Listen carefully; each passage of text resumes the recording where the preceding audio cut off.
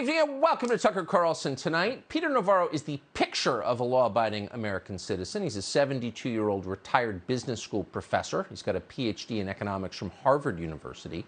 His most recent job was extremely white-collar. He served as the White House trade advisor in the last presidential administration, famous for his tough stance on China. He's never been charged with a crime. He's never trafficked fentanyl, for example, from Mexico. In fact, his hobby is yoga and riding his bicycle. In short, Peter Navarro does not seem like a criminal, much less a danger to this nation. And yet, last Friday, federal agents arrested Peter Navarro at Reagan National Airport in Washington. They did not call his lawyer, as is customary in cases like this. They didn't even come to his house, which, as it happens, is just feet from the FBI building. They could have walked, but they didn't. Instead, they took down Peter Navarro in public, as you would a fugitive terror mastermind, so everyone could see it and learn the lesson they were sending. They handcuffed Peter Navarro, they put him in leg irons, and then they threw him in a cell. He's now facing years in prison. So what did Peter Navarro do to deserve treatment like this? Well, he resisted a subpoena from the January 6th committee. The January 6th committee is Washington's latest partisan inquisition. It's run by Nancy Pelosi with help from obedient little quislings like Liz Cheney and Adam Kinzinger. Navarro resisted that subpoena because he had nothing to do with January 6th. Nothing whatsoever. That's not disputed. Peter Navarro did not break into the Capitol. He didn't encourage anyone else to break into the Capitol. He wasn't even there that day. He had no idea it was going to happen. Again, that's beyond dispute, and Nancy Pelosi and Liz Cheney know that. If you really wanted to figure out what happened on January 6th, Peter Navarro would be the last person you would talk to. Instead, you'd be talking to Ray Epps and various FBI informants. But finding out what happened on January 6th and why is not the point of the exercise. The point of the exercise is preventing Donald Trump from running for president again. So, in the service of that goal, Pelosi and Liz Cheney demanded that Peter Navarro surrender records of his private conversations with his former boss, President Donald Trump.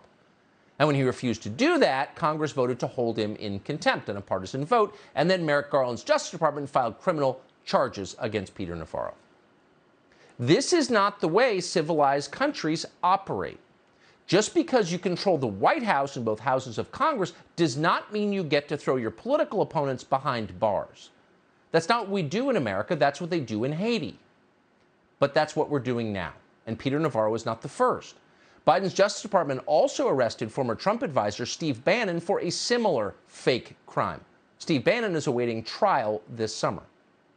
So this is not something we've seen before. It's a huge step toward the politics of the third world.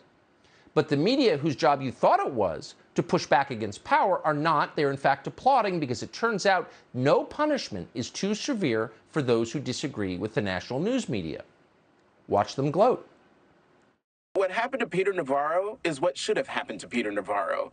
He was indicted. And when you're indicted, you're arrested. What Peter Navarro did, it was so far out of bounds, so indefensible. This prosecution is really about punishing Navarro based on his blatant disrespect for the congressional subpoena. So they really are your enemies. They're not covering the news. They're plotting ways to hurt you. That's true. Congressional subpoenas are not optional, they lecture you. Comply with them or go to jail. That's the message the lawyers on television are sending. So let's pretend for a moment that that was true, though it's in fact not true. If there was in fact a law like that, for that law to be legitimate, it would have to be, like all laws, applied equally across the board. And no less than the Attorney General himself has said that again and again and again. I came to work here, he said, because we're committed to the rule of law and to seeking equal justice under the law. That was Merrick Garland in January. Quote, we conduct every investigation guided by the same norms. Now, those are the norms under which this country has lived for 250 years. It's not justice unless it's applied equally to all adult American citizens, period. Anything less than that is by definition not justice. But we're getting much less than that, and it's very obvious. Here's just one example. 10 years ago this month, Congress voted overwhelmingly on a bipartisan vote, by the way, 17 Democrats, to hold Eric Holder, then the Attorney General, in criminal contempt of Congress. Holder had refused to turn over documents showing how the Obama administration had armed the Mexican drug cartels. Do you remember that? One of the firearms they sent to Mexico under the so-called Fast and Furious program was then used to murder a U.S. Border Patrol officer. It was a scandal at the time, in case you don't recall. Watch. Border Patrol agent Brian Terry died in December 2010, killed by guns tied to an Obama administration plan that armed Mexicans, a scandal officials tried to hide by wrongly claiming executive privilege. Emails contained in the House Oversight Committee's report show top officials knew the ATF sent guns to Mexico even before Terry's death. Even the Border Patrol, which sent Terry's team into the desert, didn't know about the operation. So that was a legitimate scandal that implicated the entire U.S. government, people who actually have power, not the retirees sitting in jail because of what they did on January 6th, but people with actual power. And Eric Holder was at the very center of it. But Holder refused to comply with a subpoena from the Congress. Did the FBI arrest Eric Holder for that? Please. It was never even seriously considered. Holder asserted executive privilege, the right to have conversations with the executive, the president, that are private. He cited the long-standing policy of respecting executive privilege, and he got away with it. So a week ago, Peter Navarro made this exact point. He sued the Justice Department, pushing back against this subpoena 4 days before he was arrested. And in that suit, Navarro cited policy written by the DOJ's Office of Legal Counsel. That policy reads this way, quote, "Since the 1970s, this office has consistently advised that the president and his immediate advisors are absolutely immune from testimonial compulsion by Congressional Committee on matters related to their official duties." End quote. In other words, if somebody asserts executive privilege, at the very least, Congress doesn't get to arrest them. Before anyone is arrested, they have to go to a judge to rule on whether or not executive privilege is valid in this case. And that's exactly what happened in Eric Holder's case. And by the way, the federal judge rejected Eric Holder's executive privilege claim, and still he was not arrested. Why? You know why. Because he's a leading Democrat. But in Peter Navarro's case, Merrick Garland's DOJ did not even bother to ask a judge. They just arrested Peter Navarro at National Airport. So what we're seeing here isn't really about Peter Navarro or Steve Bannon. What we're seeing is a massive escalation in the use by the Democratic Party of our justice system for partisan revenge. That's exactly what that was. Peter Navarro wouldn't shut up, so they threw him in handcuffs. And in fact, at the same moment Peter Navarro was thrown in jail for asserting executive privilege, a Clinton lawyer called Michael Sussmann was acquitted by a jury seated by an Obama-appointed judge.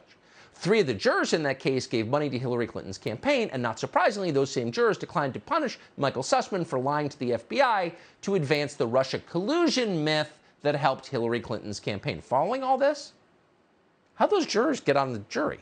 How'd they stay there? Now, the FBI pretended to be outraged by the fact that Michael Sussmann had lied to them, but then we learned actually the FBI was working with Michael Sussmann and his law firm, Perkins Coie.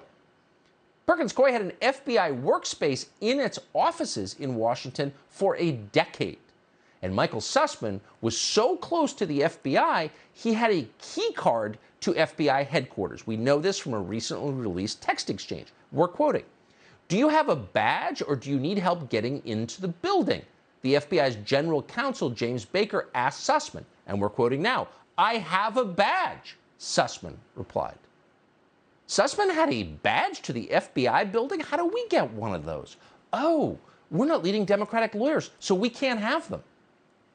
So Michael Sussmann knew he'd never be punished. Take 3 steps back. What's going on here? In a fantastic piece today at The Federalist, Ben Weingarten explained how we should understand these 2 prosecutions. Quote, "They send an unmistakable message. We can get you anytime, anywhere, on any grounds we choose. You can't touch even a single one of ours." That's it, right there.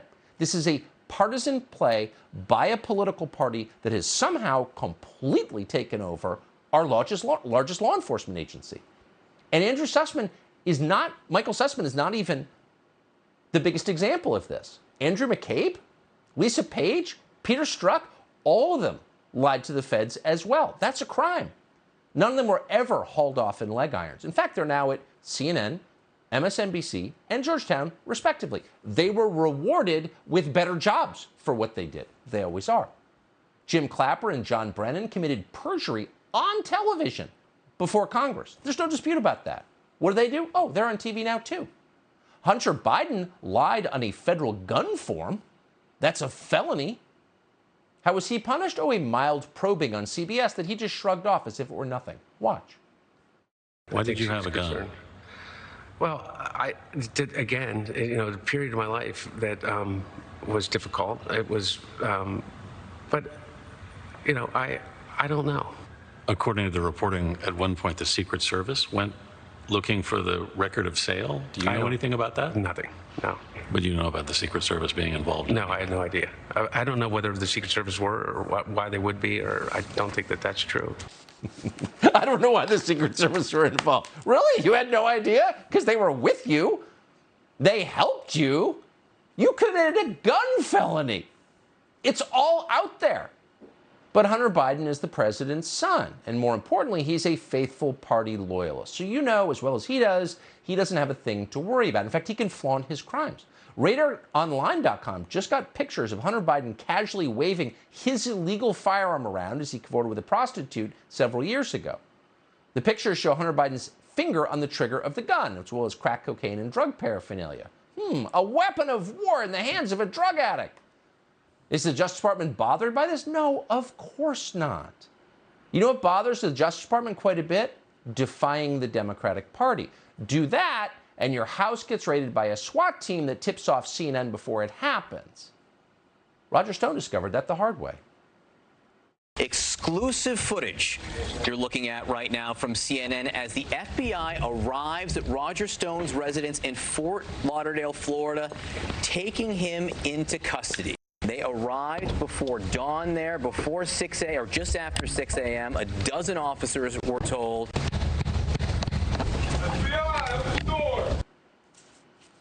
So that's the actual norm. If you were Tony Podesta and you work for the Democratic Party, you're totally fine. Nothing you do is going to get you in trouble, and you know it. If you're Roger Stone and you've done nothing wrong at all, but you've given the finger to the Democratic Party, they show up at your house with guns. That's the norm the Attorney General is upholding. Serve the Democratic Party and you will be rewarded, even if you're a felon. At almost exactly the moment the DOJ was putting Peter Navarro in shackles, the DOJ was also dropping the most serious charges against the two left-wing lawyers who tried to incinerate cops, burn them to death in their patrol cars during the BLM riots. Now, this pair had faced 30 years in jail on terrorism charges, but that was too tough for the Biden DOJ. Now they'll be out in a couple, max.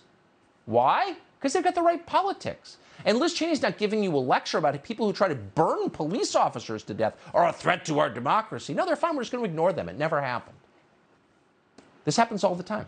In California, at the height of the BLM riots, a career felon called Tony Walker executed a 19-year-old Berkeley student called Seth Smith, walked up for no reason, never seen him before in his life, and executed him, fired a gun into the back of his head. Why did he do this? Because of his skin color.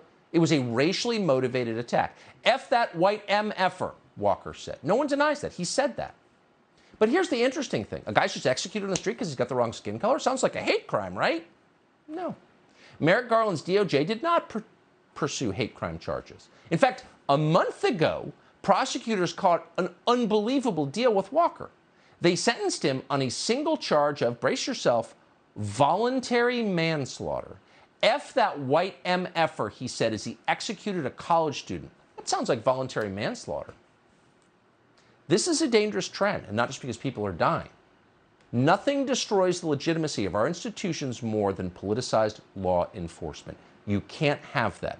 Justice must be blind. If there is a single institution we have to preserve for the sake of our children and grandchildren, it's our justice system and the law enforcement agencies that serve it.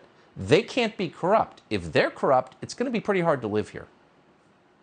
Liz Cheney and Nancy Pelosi and the rest of the lunatics on the January 6th committee have done far more damage to this democracy than the rioters ever did. Far more. And now they're trying to make it worse. Axios is reporting that some members of the committee, quote, want big changes on voting rights and even to abolish the Electoral College. Abolishing the Electoral College. And if you're against that, of course, you're undermining democracy. Was it a conspiracy? I think certainly. I mean, look, if you look at the court filings, do you believe it was a conspiracy? I do. It is extremely broad. It's extremely well organized. It's really chilling. Oh, it's really chilling. What's really chilling is when the committee gets to arrest people, not because they violated meaningful laws or pose a threat to the United States, but because their politics are unacceptable, because they have given the finger to people like Liz Cheney. Is Liz Cheney okay with that? The upholder of democracy? We texted Liz Cheney on Friday and said, are you okay with this? They just arrested a 72-year-old man who did nothing wrong? Doesn't that cross some kind of line? Are you going to stand up and say something about it? She didn't respond. The January 6th committee has just hired a former producer of Good Morning America called James Goldston. He'll be overseeing the committee's primetime hearings on Thursday night. So the show trial now has a production crew. And of course, we'll be covering that in great detail on Thursday.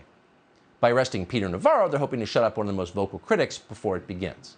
Subscribe to the Fox News YouTube channel to catch our nightly opens, stories that are changing the world and changing your life. From Tucker Carlson Tonight.